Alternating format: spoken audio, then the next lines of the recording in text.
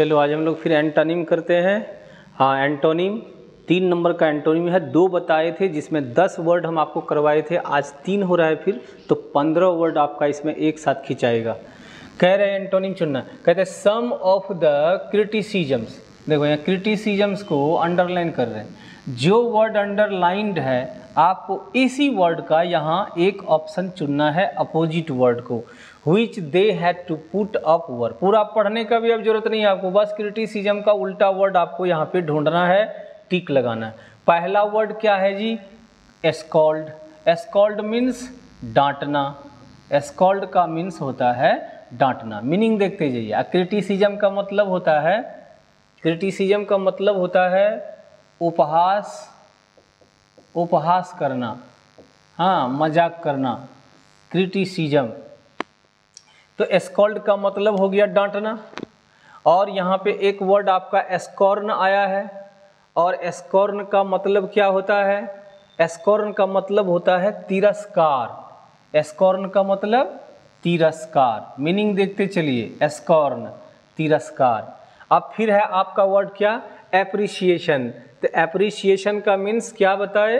प्रशंसा। इसका मीन्स हो जाएगा प्रशंसा। मीनिंग देखते चलिए, आपको समझ में आ जाएगा। एप्रिसिएशन, प्रशंसा। अब यहाँ फिर है सेंसर। अब सेंसर का मतलब क्या होता है? कोई भी चीज़ का निंदा करना।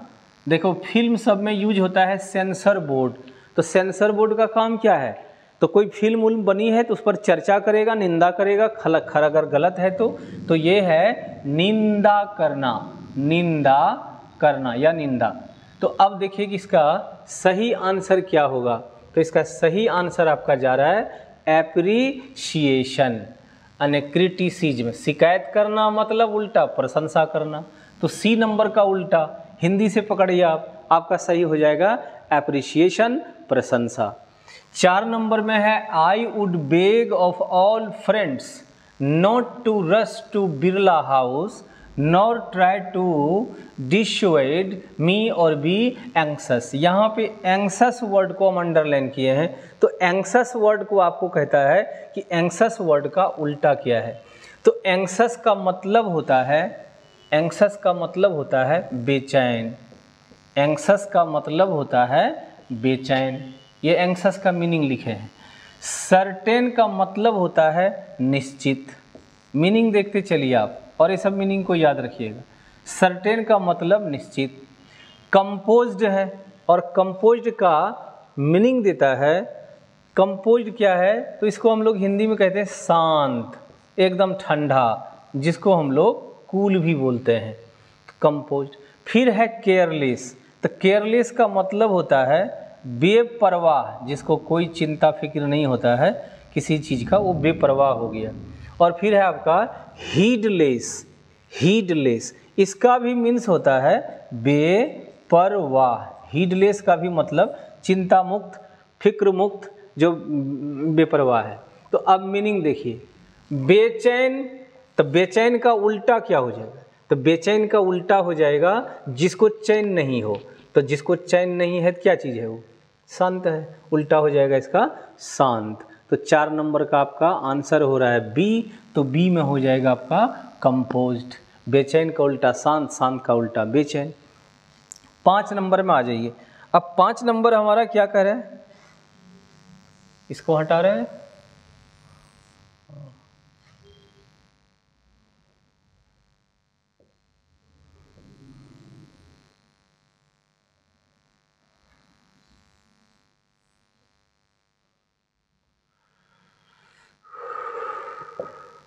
चलिए 5 नंबर में अब देखिए।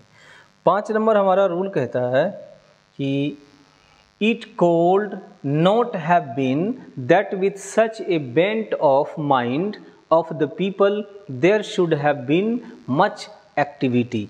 अब यहाँ पे उल्टा वर्ड एक्टिविटी को हम अंडरलाइन किए, यानी आपको एक्टिविटी का आपको कहता है अपोजिट चुनने के लिए। तो एक्टिविटी का मीन्स क्या होता है ये देखिए। एक्टिविटी का मतलब चुस्ती फुर्ती है ना। एक्टिविटी का मतलब चुस्ती फुर्ती। जिसमें चुस्ती फुर्ती है उसको कहते हैं, नहीं उसका एक्टिविटी हरकत में जो रहता है उसको हम लोग एक्टिविटी कहते हैं। अब डल का मतलब क्या होता है? सुस्त।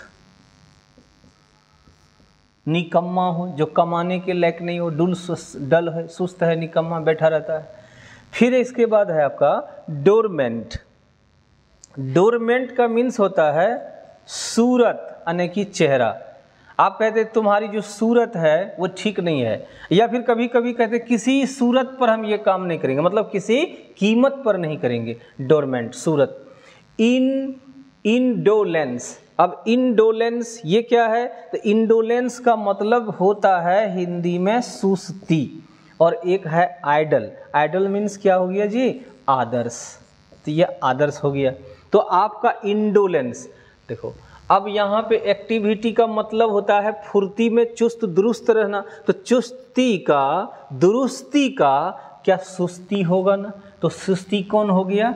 इंडोलेंस। इसीलिए इसका अपोजिट वर्ड हो गया इंडोलेंस। तो आप एक अपोजिट सिर्फ नहीं कर रहे हैं, इसमें आपका 4 हो गया और एक वहाँ पे अंडरलाइन जो क्वेश्चन पर है, तो 5। तो 3 किए हैं तो 5 या 15 आपका बना है। तो आज हम 15 वर्ड किए, 10 पहले किए हैं, 15, 10, 25। इसी तरह से आपका एंटोनिम मेरे साथ याद करिए। आप किसी भी बुक को खरीद लीजिएगा तो आपको दिक्कत होगी, बुक में बहुत सारा दिया हुआ रहता है, और सारा दिया हुआ बुक का अगर है तो एक पूरा एक किताब हो जाएगी आपकी। एंटोनिम का पूरा एक किताब लीजिएगा, 5-7 हज़ार उसमें रहेगा। फिर 1 वर्ड सब्स्टिट्यूशन लीजिएगा, फिर आप सिनोनिम्स लीजिएगा, वोकेब का अलग अलग लीजिएगा, प्रीपोजिशन लीजिएगा। तो उतना हमको करने की कोई ज़रूरत नहीं है। तो हमको एग्जाम में क्या रहेगा सिलेबस, वो हम आपको छांट के दे रहे हैं। इस तरह से आप पढ़िए, फिर वोकेब आपका हो जाएगा। जय हिंद।